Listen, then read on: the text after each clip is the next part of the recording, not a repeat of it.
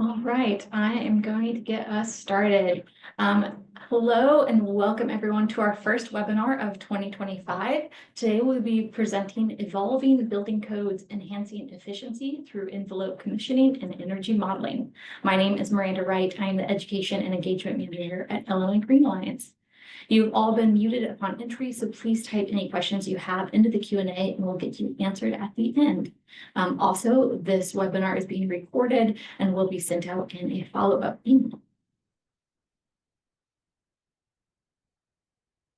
Those who are unfamiliar, Illinois Green Alliance is a membership-driven nonprofit organization that advances green buildings and sustainable communities for all. Our 5-year strategic plan pushes the green building industry to meet or get on the path to net zero. We achieve this work through education events such as today, as well as panels and building tours, by engaging communities and partnering with organizations across Illinois, and by advocating for new policies and legislation. Members can view our recorded webinars on our on-demand webinar on our website. I also want to take a moment to recognize Illinois Green Alliance's sustaining sponsors who make our work possible. A special thank you to our gold level sponsors, ComEd, USGBC, and Sloan. You can make a commitment to advancing green buildings and communities across the state by visiting our website and seeing the opportunities there. And now on to the main event. I would like to quickly introduce our speakers before I handing it over. First up, we have Khadija Nesbitt. Khadija's interest in building enclosures and building sciences led her to a career as a building enclosure commissioning provider 6 years ago. Having had the opportunity to commission enclosures on a multitude of projects across building sectors, she's had many experiences that have taught and aided her in resolving enclosure-related issues and challenges alongside her peers and project team members. Khadija continues to support project teams in producing functional and high-quality enclosures in her current role, believing that doing so sets a strong foundation for high-performing buildings. Next is Gabby Alvarez. Gabby is an architect with a master's degree in energy engineering. She currently works as building performance analyst at Database within DBHMS. Her work is centered in improving building energy efficiency and performance. After we hear from our speakers, we'll have an audience Q&A. Remember to add your questions to the Q&A function throughout the program so that our speakers can address them at the end. And now I'm going to pass things over to our speakers to get us started. Stop sharing. Awesome. Thank you so much, Miranda. Yeah, good afternoon, everyone. Let me share. Oh, I have to wait for you to close out of your screen, Miranda, so that I can. I don't see the stop sharing.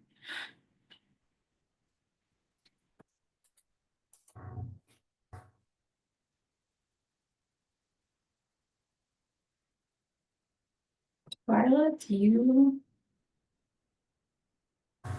Oh, I see it. I see it. Never mind. Sorry. There you go. All right. Everyone seeing the presentation? We don't see anything yet.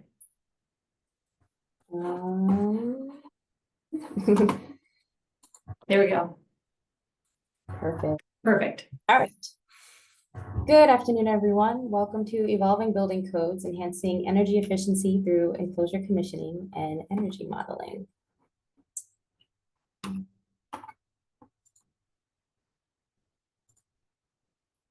As Miranda had said before, my name is Khadija Nesbitt, and I'm a Building Enclosure Commissioning Project Manager at DBHMS. And I will be presenting today with Gabby Alvarez, who is a Building Performance Analyst at Database Plus, which is within DBHMS, and she will take it away for us. Thank you. Hi, everyone. Let's start with our learning objectives. We will be highlighting the aspects of the 2021 Illinois Energy Conservation Code, and we'll be talking about identifying the benefits of an enclosure commissioning, and also the benefits of energy modeling in enhancing energy performance and minimizing air infiltration. And at the end, we'll talk about we'll examine the synergy between energy modeling and enclosure commissioning in optimizing the energy efficiency in the buildings. A little bit of our overview. We know that codes are constantly evolving and that it could be a little bit overwhelming trying to catch up with all the updates. But on the bright side, a lot of the energy codes share a lot of similarities. So they kind of share some similar structures. And that said, just be very aware of the new updates that are usually highlighted, and please take a good look at the specific amendments that apply to your project.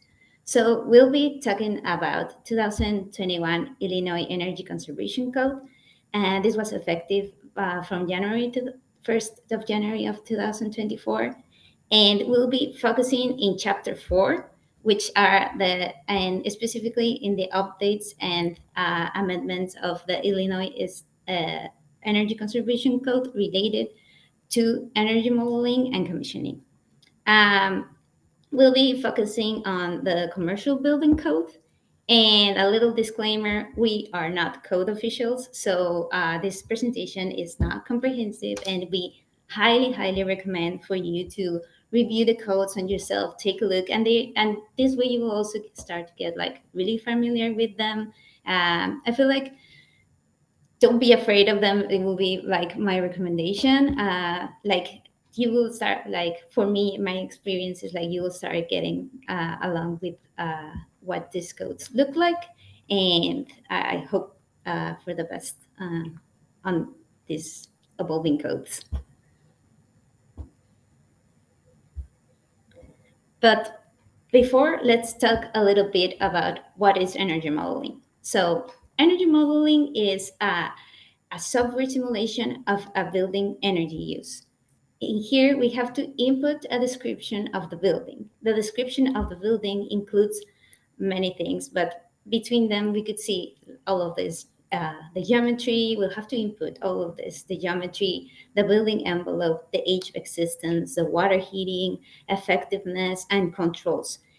And the description also includes schedules for this and settings as well as the building use. This for occupants, lighting, thermostats, and plug loads. So these are all the inputs that will describe our building that we will input to our simulation. And what about the outputs? So the simulation will use these inputs, and through equations, it will output some of our outputs could be thermal loads, the system response to those loads. We could see energy use. You could see occupants. You could see occupancy comfort and energy cost. What is energy modeling used for? Well, you could use it for building performance ratings. You could use it for HVAC designing and operation. You can use it for sustainability certification, and you can use it for code compliance, which is what we will be focusing on this presentation. But please bear in mind that while using energy modeling as a very powerful tool for code compliance, this tool, using it this way, it's only been used to compare. It's a tool for comparison. You will be comparing your proposed building design to a building provided by the code, and you will have to meet the requirements of the code. Just think that have it in mind that you're not trying to predict the energy use of the building as it is. You're trying to compare. You're using it as a comparison tool. In case of using it for code compliance, like there's different types of simulations that we could talk about, but we'll focus on code compliance with energy modeling. Now that we've seen that, let's talk a little bit about 2021 Illinois Energy Conservation Code. This is one requirement that is specific to Illinois. So 2021 Illinois Energy Conservation Code is based on International Energy Conservation Code, But this requirement is specific for Illinois. This is the amendments I was talking about. And this amendment refers to fenestration orientation. So you could either choose path A or path B. And path A is basically restricting the fenestration area, where you will have to comply with having the east and west facades being a quarter of the total uh, building fenestration area. So a quarter for the east, a quarter for the west. What does this mean? This means that you are being restricted in your design in the fenestration side. This is this is going to have a high impact of the design of your building, talking about fenestration. Or you could comply with B, which also restricts you in the fenestrations, but through the solar heat gain coefficient. And you have to comply also for the east and west facades with the solar heat gain coefficient being 1/5 of the total area solar heat gain coefficient given by the code. So the code will give you the solar heat gain coefficient, and they have a table, and you have to go through it, see which is your type of window you're using, and see what solar heat gain coefficient is assigned for you. What does this really mean? This really means that it's also restricting you in the type of windows that you could choose. These will be windows that have a lower visible transmittance and a higher reflectance. So kind of an idea of how your building will be restricted by this specific uh, uh, uh, uh, Illinois requirement. So we talked about the restriction. So, how does this impact energy modeling? Well, energy modeling gives you flexibility for these restrictions. So, how? By using the total building energy performance path. This is a path where you will use energy modeling to compare your proposed design to this base design, and you have to prove that the performance of your building is better than the one that they are stating and declaring in the code.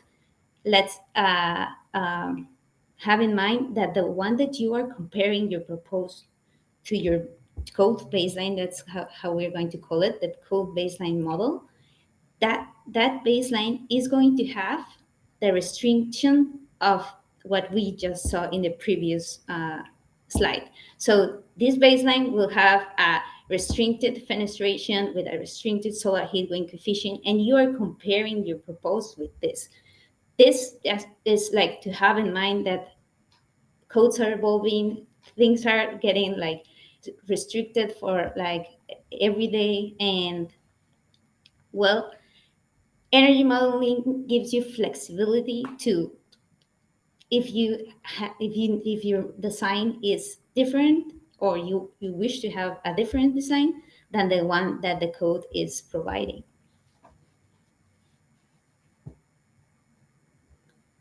So let's see a little bit of the benefits of energy modeling.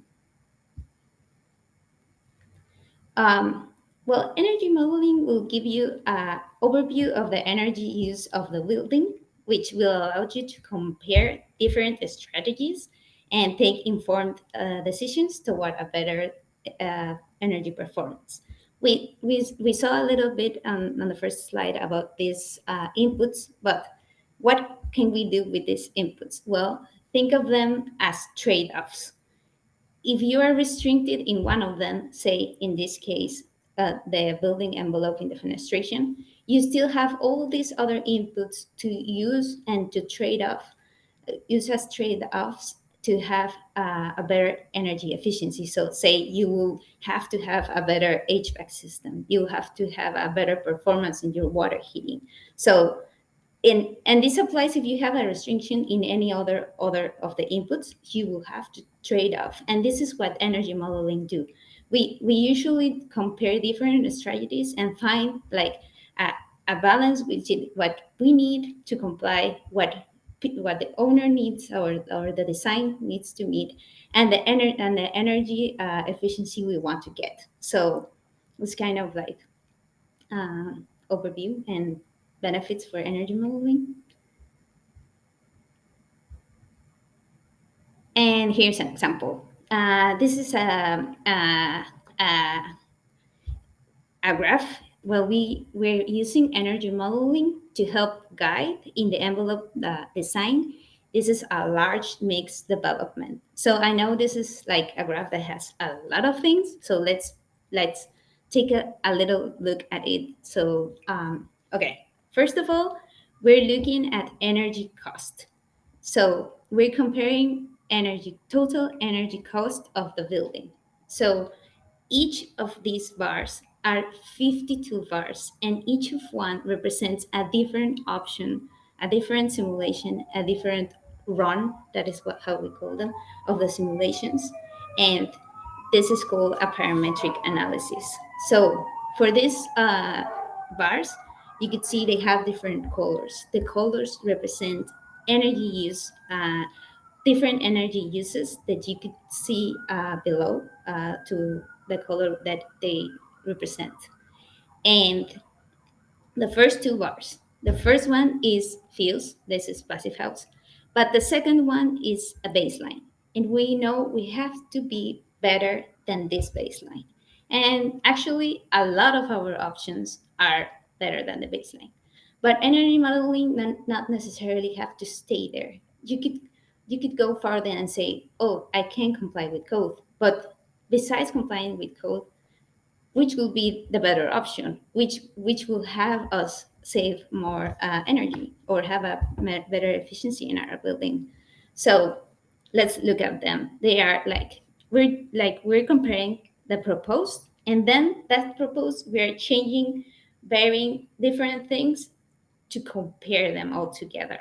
And we have a lot, and you see like the first ones, they are divided in blocks of 5 uh, that are restricted by this gray area or white area in the background.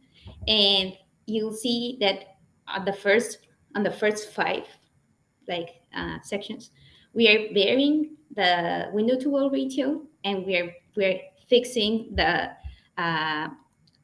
we're changing the solar heat gain coefficient, and the U value gets fixed. This is for the window.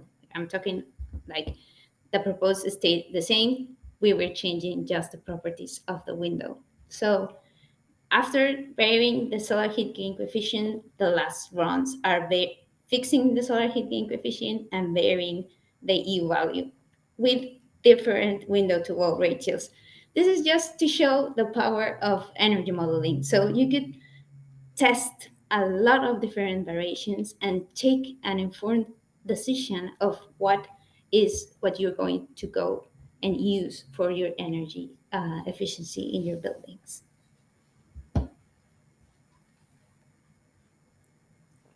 Now we're going to do commissioning. So just for a general overview, what is commissioning? So it's a standardized, documented, quality-based process to enhance the delivery of a project. It's led by a commissioning provider, and it's performed on behalf of the owner. There are multiple types of commissioning, and the one we're highlighting today is building enclosure commissioning, also known as building envelope commissioning. Envelope enclosure is synonymous. But one thing that we want to highlight is like building enclosure commissioning is focusing on the continuity of the air, water, vapor, and thermal barriers, right? And just to say how important this will be, about 70 to 90% of construction litigation is related to moisture infiltration, right? So there was some issue with the air barrier, the water barrier, and now there's going to be more issues within the building. So as important as it is to get the right systems for a building, it's also important for us to have the enclosure be up to par and be able to provide the owner with what they expected, anticipated for their building. There are other types of commissioning, including systems, retro commissioning, and also monitored based commissioning, because commissioning really happens for the life of the building. Hey, Khadija, sorry to interrupt. Can you like mute yourself and unmute yourself real quick? Your sound is coming in like crackly. It didn't sound like that before, so I just want to see if we can restart it. Give it a shot. Does it sound better now? Yes, it does. Okay, thank you. Perfect. Okay, glad we fixed that. So the goal of commissioning is to verify that the building is designed, installed, tested, and operated and maintained to meet the owner's needs. And so we're focusing on the assemblies and the systems that separate the conditioned space from the unconditioned spaces and protects the building from the elements. And this is important because if you look at the diagram there, we have highlighted the outline, the conditioned space, but we've kind of excluded the attic, right? Which would represent the unconditioned space. And a lot of people think of it as the envelope, the enclosure, it's just the whole exterior outside face of the building, the 6 sides of the box. But we're really very specific in identifying what is the conditioned space of a building and what is the unconditioned space and what is the barrier between them.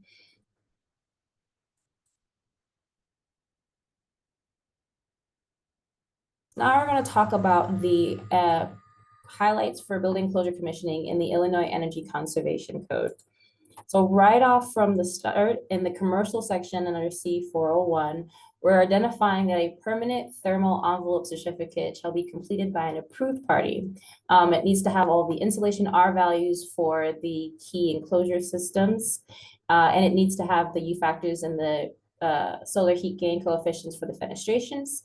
It also needs to have the results from any building envelope air leakage testing performed on the building. And this testing is usually performed or orchestrated by the building enclosure commissioning provider. So now we're starting to see where these tasks that were performed for building enclosure commissioning, which were always the standardized tasks, we're starting to see them actually written into the codes that need to be and needing to be implemented for compliance. So we're going to start with C402.5.1.2, which is related to the air barrier compliance. So buildings or portions of buildings need to meet either the provisions of C402.5, and that requires that they are getting tested per ASTM E779 or ASTM 18227. These are whole building air tightness tests. They're done with blower door equipment. And there is a air leakage requirement not to exceed 0.03 CFM per square foot at 50 pascals. There are also requirements that other buildings that are not Group R, Group I shall meet, need to be tested under ASTM or ASTM E779, ASTM E1827, or ASTM E3158. There's a lot of letters and numbers. And the air leakage is not to exceed 0.4 CFM per square foot at 75 pascals. So these are tests, by the way, these ASTM tests, these are not new tests. These have been in place for a long time. These are standardized tests that have been performed on buildings. But prior to these updates in the 2021 IECC code, some of these were performed at some buildings, some programs required them, but they weren't standardized across the board. So that doesn't always occur for a project. And now Illinois is specifying that these tests have to be performed.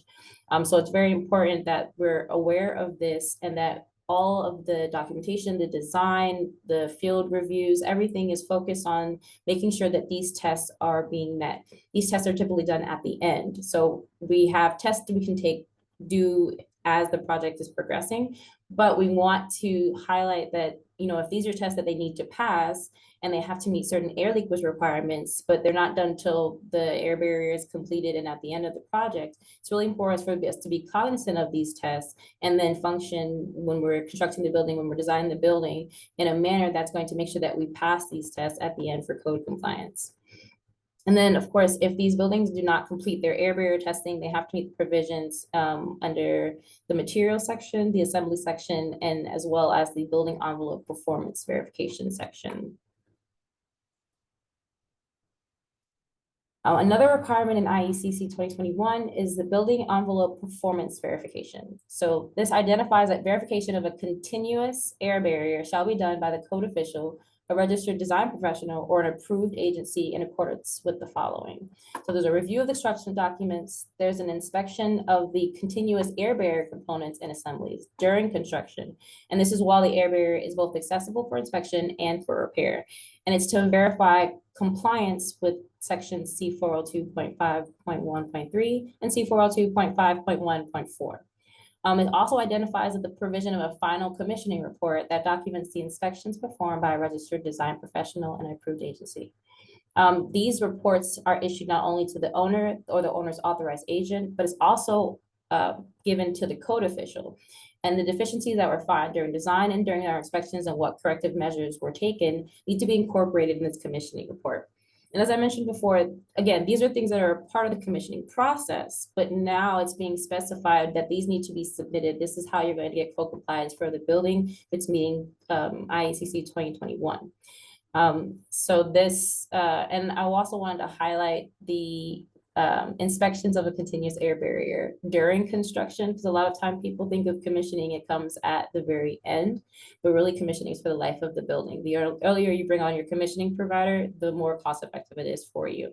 And we're trying to verify compliance while the building is being installed. So not after you've touched all of the elevations, but when you started the first elevations, we're there to verify that it's complying with the manufacturer's requirements, so complying with we're testing it to make sure that it's going to meet the air barrier, air leakage requirements. So we're walking along on this process to help the building perform as intended and make the project successful overall.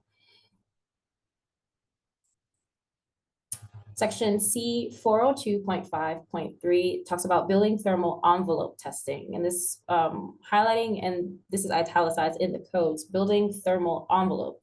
And it should be tested in accordance with ASTM E779 or these other equivalent tests, and or an equivalent method approved by the code official. The measured air leakage, again, cannot exceed 0.40 CFM per square foot of the building thermal envelope area at a pressure differential of 75 pascals. So going back to what I mentioned earlier is that what determines the building thermal envelope. So we think of, a lot of people think of the envelope main enclosure, they think of everything on the exterior, the 6 sides of the box, but there may be spaces in the building that you are working on that are unconditioned or would not be within the thermal envelope of the building. And so when you're thinking about making sure that the thermal envelope is continuous, this is what you're looking at, so for this photo here, we're isolating out that attic section. So that means that everything, a good old school test for whether or not your building has continuous control layers is if you can put a pen down and continue around all of the control layers without picking your pen up. If you have to pick your pen up at a location where there's a discontinuity, and we need to address that. We want to make sure between the foundations, the wall systems, and also at the roof, everything is tied in and it's continuous. And this is going to help us to be more successful with these required tests for the code compliance. I wanted to also briefly mention that there are ASHRAE 90.1 updates for building enclosure commissioning. The enclosure commissioning is highlighted in the updated 90.1 ASHRAE, but we're not going to focus on that one and deep dive into that area. So I definitely recommend that you review that in conjunction with the IECC 2021. But because the IECC does require in section C 401.2.2 that the commercial building shall comply with the requirements of ASHRAE 90.1. So that's one of the updates. And so commercial buildings needing to meet ASHRAE 90.1, ASHRAE also having updates, and building closure being mentioned in there. These are things that we want to make sure that we're looking at cohesively. Like Gabby said earlier, don't let it overwhelm you or scare you, but it's just different areas that you need to look to make sure that you're meeting code compliance. So be sure to go back and check that. I also wanted to highlight the differences between LEED commissioning and IECC 2021. A lot of people with a lot of buildings are going for the LEED credits. And a lot of times commissioning is part of gaining credits for LEED to get, whether it's silver or platinum, you're using commissioning in order to gain those credits. So a lot of times people might think, oh, I have a LEED project, oh, I'm gonna perform commissioning. Then now that we're knowing that commissioning is part of code compliance, you might be thinking, oh, it'll all kind of tie in together. And if the building's going for LEED, everything should check out. We should have all the things that we need to meet code compliance as it relates to commissioning. But I wanted to highlight that while LEED will have you perform your building closure to meet the standardized, commissioning guideline 0, and ASTM E2947, it asks you to perform tests, and it asks for the standard documentation that is required for the commissioning process, OPR, the review of the BOD, design reviews, submittal reviews. They're specifying that the tests need to be performed, but they don't specify what type of testing requirements are needed in order to gain the credits. So there's a plethora of different tests that could be performed, and performance of that and documentation would likely get you the credits. Whereas in IACC, it's very specific. There's required reports. You need a thermal certificate. You need the building envelope performance verification. You're going to need to submit your final commissioning report, which you'd also need for LEED. But they're also specific with the tests that they require. And so we want to make sure that, as we're working on these different projects, these different programs that we're trying to meet different credits, to make sure that we're looking at everything cohesively and not making any assumptions, and not mixing out on certain information that's required. And then we find out at the very end, oh, we're missing something, or that there's something that we needed to have in the process and we didn't gain, especially now that these are required for code compliance. So what's the impact to enclosure commissioning? Now that building envelope commissioning, building enclosure commissioning is now required clearly within the codes. Sometimes it was an added scope. People would choose mechanical commissioning, MEP commissioning, or systems commissioning, and they might have said, oh, we're not interested right now in doing building enclosure commissioning, or we're not trying to go for LEED, so we don't need to do enclosure commissioning. And so a lot of times it would be value engineered out of the project before we even start. But now with building enclosure commissioning being in the codes, this isn't something that can be value engineered. This is something that needs to be paid attention to, and more owners will be getting building enclosure commissioning providers in order to meet the new codes.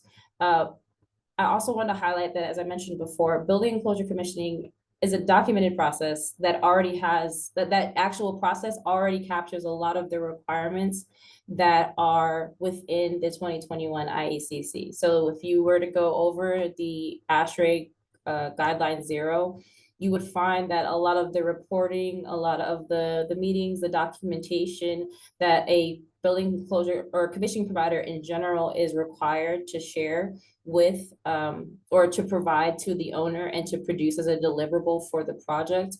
A lot of these are already included in commissioning, and now they're required in the 2021 IACC. So we're not changing how commissioning is done, or this isn't a new process, but it's just we already have this process in place and we're incorporating it within the codes.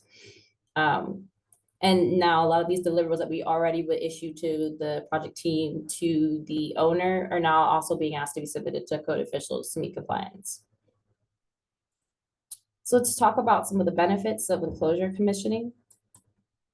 As I said before, enclosure commissioning is for the life of the building. So starting in the design phase, and obviously the earlier, the better.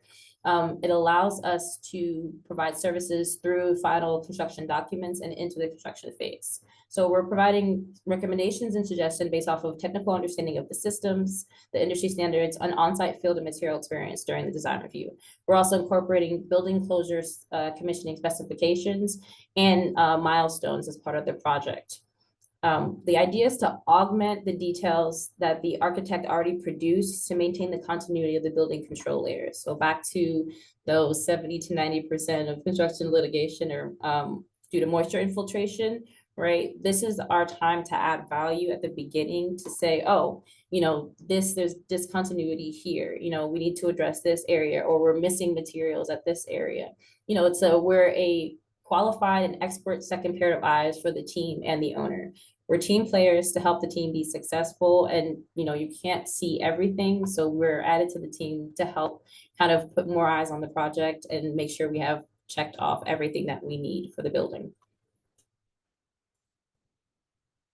I have an example here of just some general comments that are being made during the design review. So again, the architect has produced a design documents, and then we're providing any recommendations within the documents. We're looking at how we can help with the constructability, the maintainability, air leakage and water and / condensation risks, any discontinuity in the control layers.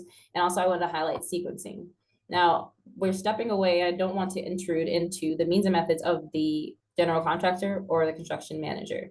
But there are times when there's details that are in place and an understanding of how things are normally sequenced, or the lack of understanding of how things will be sequenced is highlighted just to make sure that a material won't be installed but then be exposed for an extended period of time. Or if we install a curtain wall system before the air barrier system is finished being detailed, there are certain tie-ins that if we don't highlight them now, they may get missed because the different trades are working, their scope of work. And so sometimes we'll just highlight just areas where the construction manager or the general contractor might want to just get everyone together and just make sure that everyone understands how things are going to be sequenced. So that we don't have run into issues where now we're missing materials or we have a discontinuous air vapor barrier. Or now we have a condensation risk or things like that that really came from just general sequencing and just how those materials are going to be installed in the project. So it's really a key component of what a building closure commissioning does in the design process. Also during the design process, we're having a pre-kickoff with the owner and a general contractor and the construction manager just to understand the responsibilities, the sequencing of work, and the proactive collaboration of issue avoidance. The pre-kickoff is our chance to talk with the smaller project team before we bring on everyone, all of the trades for the project for enclosure. And it allows us to kind of get everyone on the same page and really start that collaborative process to avoid issues and to really add the most value at the very early stages. During this time, we're also producing a commissioning plan, which outlines the commissioning process and the deliverables that can be expected from the commissioning team. And that's used as the agenda for the commissioning kickoff. And we have all of our trades. And we're again talking about the process of how commissioning is working for this project. We're moving from design to construction. It's really active reviews of the installation of enclosure systems. Again, common misconception about building enclosure commissioning is that we come at the end. Oh, we'll be there after all of the air barriers installed, or we'll be there after you get all the windows in.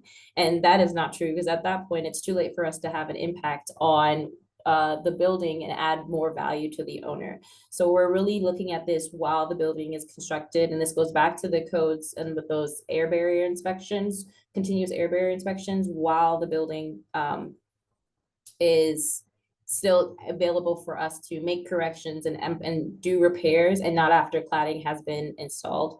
We're also a part of the submittal and shop drawing process, and we are present at pre-installation meetings and coordination meetings to address deficiencies and issues upfront and firsthand.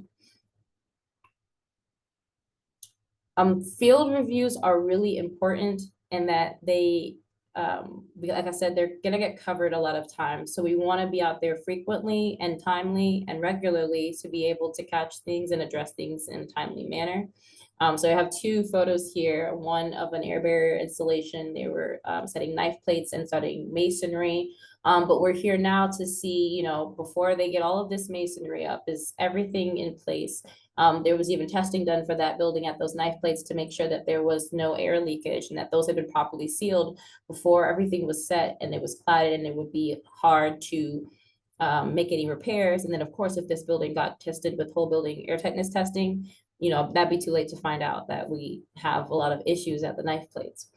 But also the lower photo is an example of an air barrier installation, right? So we're talking about prep for air barrier installations, and air barrier membranes is really important. So here we have sheathing joints that have been sealed, the screw penetrations are sealed, and we have the air barrier transition membrane wrapped around the window opening and sealed at its field cut edges. So these are, all of these play into getting a continuous air barrier and also meeting IECC compliance. A key aspect of this during construction is also field testing. That is our way of verifying performance. So the testing scopes are dictated by budget, schedule, the type of systems in the building, and it's really important for us to get in on testing as early as possible. The earlier, the better. But there are multiple different ways to test the different enclosure systems for the windows, for the wall systems, for the air barrier. Of course, I've highlighted the required whole building air tightness testing, the different ASTM standards that there are available to us for code compliance, but that's towards the end. We want to try and get things done early and check and verify that we don't have any systematic issues prior to. So we have air barrier adhesion testing, we have air barrier leakage, that's a smaller chamber, prior to getting to the larger whole building air tightness testing. We can test the windows, we can water test them and air test them. So we're taking care of, as the project is progressing, we're testing it to verify it's going to perform as intended. So when we get to the whole building air tightness testing, when it's towards the end, when most of the systems, when the air barrier is supposed to be have been completed, we're getting here and we don't want to find out there's an issue. Just for knowledge, the whole building air tightness testing, it measures the air leakage rate through the envelope under a controlled depressurization and pressurization. And that photo there is a blower door system that is used for that test. And we're, like I said, that's when we have, doors installed, air barriers installed, everything is done. Now we're needing to meet those 0.4 for the buildings at 75 pascals, or for dwelling units 0.3. So now we're looking at trying to meet these requirements, and we need everything to kind of function together, or at this point, it's going to be really costly to try and make any repairs. And then I also want to talk about performance verification, the importance of mockups. Performance mockups that are suitable for field testing prior to the full installation on the building, or they're really great for issue avoidance and for going through any deficiencies or issues prior to. A lot of times there are aesthetic mockups, but yes, I know performance mockups are a little bit more costly, and a lot of times they get value engineered out. However, if we're able to test mockups like this one that's shown, we can get understanding of where we need to fix things or make changes prior to getting on the building, when now it's going to be a little more costly, and now there's other systems that can be interrupted. If a sealant joint has a hole in it in this water test, and water gets in on the entire interior side of the mock-up, nothing is damaged. You don't have to fix anything necessarily. It just teaches a lesson. But if we do the same test on the building, and I was installing drywall, and I've got water in my building, I've got damaged drywall, I've got, different things that are now factored into this testing on the building that we want to make sure we're cognizant of. So that it's key to select the right test early on, and these discussions really happen in the design phase, and they're captured in the specifications. It's really hard to start talking about testing and there's nothing in the specification, so no one's really bid or considered the cost of testing in their scope of work. So we want to have those conversations early, and those early testing helps to address the issues and deficiencies before they become widespread and more costly. This is a really great graph that shows the value of commissioning. As I've been saying throughout the presentation, the earlier that you bring on the commissioning provider, the more value added is to the owner, and then the lower cost overall for the project. But the later that you bring on a commissioning provider, the cost of remedial action increases significantly. I have been on several projects where we were late to be included on the project, and we're being included after they've already issued construction documents. So we're providing comments, and they see some of our comments and they're like, oh, this is great, we want to implement it, but now we have to talk about cost, right? How do we tell subcontractors and contractors, hey, we want to include this, but it's going to add this cost. We know that this is what you bid, but we want to include this now, and now we're adding to your scope of work. And then also we talk about testing, right? If we start late and now we're testing and the building is almost done, we find issues. Now we have to address these issues depending on which, how substantial they are. But this is more costly now that the building is already fully installed versus it would have been if we had tested at the beginning once, primary sealant joints were in for the window systems, or once we just had the air barrier exposed, but we didn't have cladding on it. So, the sooner that you bring on your commissioning provider, you can add more value to their projects, but just keep in mind the later everything happens, the chances of it being more costly are really higher. And then lastly, just talking about deliverables and documentation. Documentation is a key component of commissioning, and it's reflected in all of our deliverables. even outside of the specification, the CX plans, all of the field reports and the final summary reports, even while for every aspect, you'll constantly hear a commissioning provider, a building closure commissioning provider saying, okay, that's great, where's that documented? Or I see this product, but I don't see a submittal, or there's a change to the details. There was a conversation with the architect by the construction manager, but I'm not seeing that document. Do we have updated details? Do we have as-built? We're constantly making sure that things are documented because this is how we're able to kind of tell the story of the building and how it came to be. And also these documents and these deliverables are now needed for code compliance. And they also help the owner understand what happened with their buildings and better understand when any changes that were made. So documentation is really key, and it's already factored into the building closure commissioning process. So if you have a commissioning provider, you've already kind of gotten that as a package deal.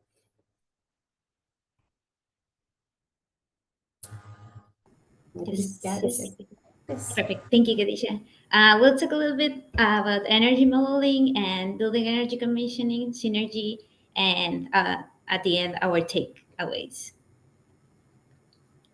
Both building energy commissioning and building energy commissioning and energy modeling, they are both very powerful tools for energy efficiency and also for code compliance.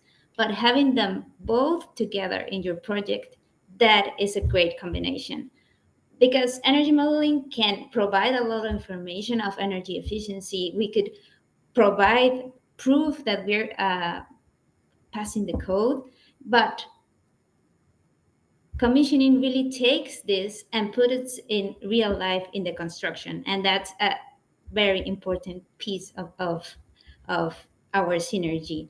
And also energy commission, energy building enclosure in commissioning and energy modeling also fit each other. Like energy modeling can feed from the data that commissioning picks up to make the simulations being more accurate, and also building envelope commissioning uses our data to put it into the construction. And with this new testing requirements for IECC, more information is coming to us. There's more support in commissioning, and we're going to start seeing, well, both energy modeling and commissioning working together to comply with better buildings and energy efficiency.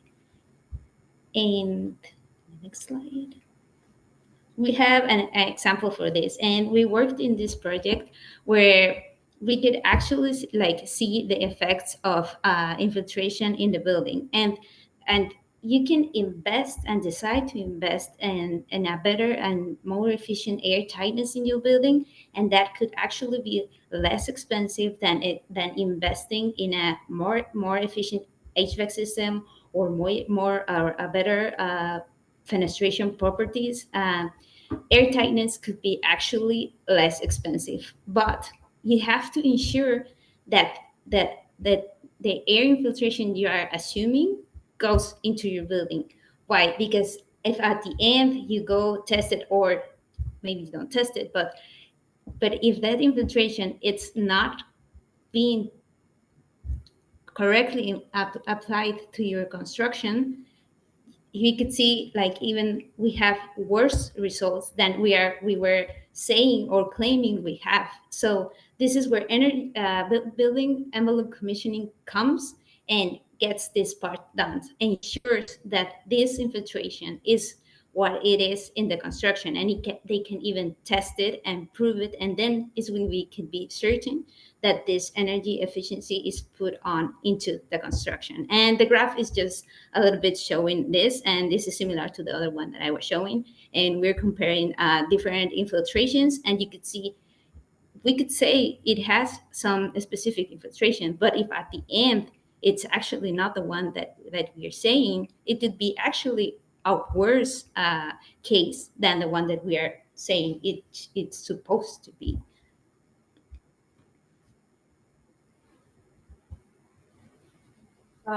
And so as we close our presentation, we just wanted to have a couple of takeaways for you all. So one big thing is that the codes are updated and they require building enclosure commissioning and enhanced system performance.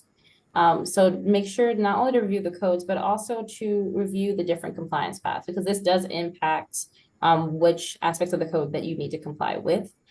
And then document.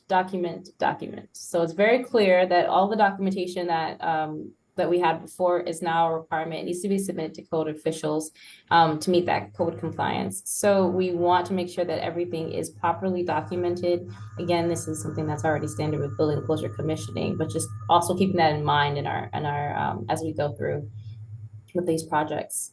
The codes have evolved, and these new requirements bring energy modeling and building closure commissioning to the forefront to aiding code compliance for commercial buildings. And the earlier that energy modeling and building closure commissioning is incorporated into the project, the more cost effective it would be overall. Thank you all so much for being part of our presentation. Awesome. Thank you both, Khadija and Gabby.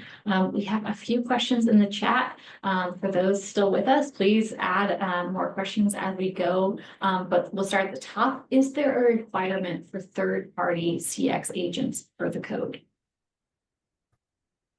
So the third requirement for third-party CX agents. So the codes are specifying a approved design. Sorry, I have it all the way at the beginning of the slide. They mentioned approved agency. So that would be an approved agency can be a commissioning provider. I don't know if you mean third party as if you're not a commissioning provider, you would add one to your project. Yes. I think if I'm understanding the question correctly. I think this ties well into the other question that says, can you clarify how an approved party gets defined? Is it per the code official in each jurisdiction to decide? My understanding that it is based off of the code official. So that was something that you would have to get clarified with the code officials. Okay, great. Well, that is all we have in the Q&A function. So I think I'm going to give the last 5 minutes back to our audience. But thank you both so much for your time and your expertise and explaining more to us of how building envelope commissioning is working and the importance of it in the new code rolling out this year. So thanks everyone and have a great rest of your day.